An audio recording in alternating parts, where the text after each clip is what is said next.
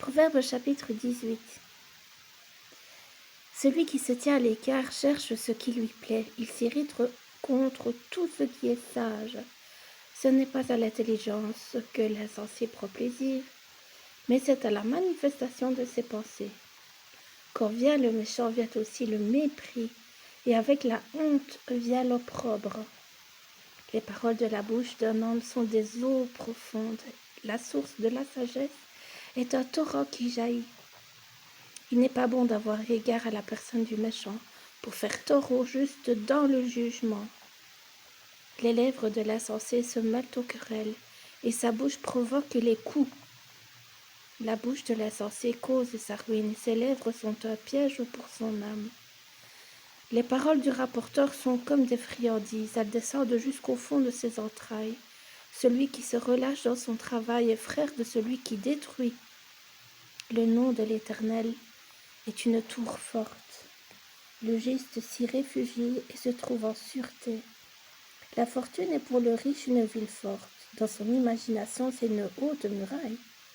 Avant la ruine, le cœur de l'homme s'élève. Mais l'humilité précède la gloire. Celui qui répond avant d'avoir écouté fait un acte de folie et s'attire la confusion. L'esprit de l'homme le soutient dans la maladie, mais l'esprit abattu, qui le relèvera? Un cœur intelligent acquiert la science, et l'oreille des sages cherche la science. Les présents d'un homme lui élargissent la voie et lui donnent accès auprès des grands. Le premier qui parle dans sa cause paraît juste, vient sa partie adverse et on l'examine. Le sort fait cesser les contestations et décide entre les puissants. Des frères sont plus intraitables qu'une ville forte et leurs querelles sont comme les verrous d'un palais. C'est du fruit de sa bouche que l'homme rassasie son corps.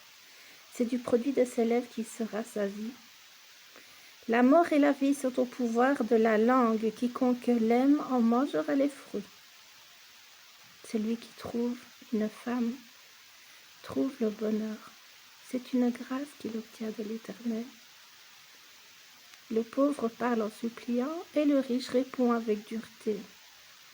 Celui qui a beaucoup d'amis les a pour son malheur, mais il est tel ami plus attaché qu'un frère.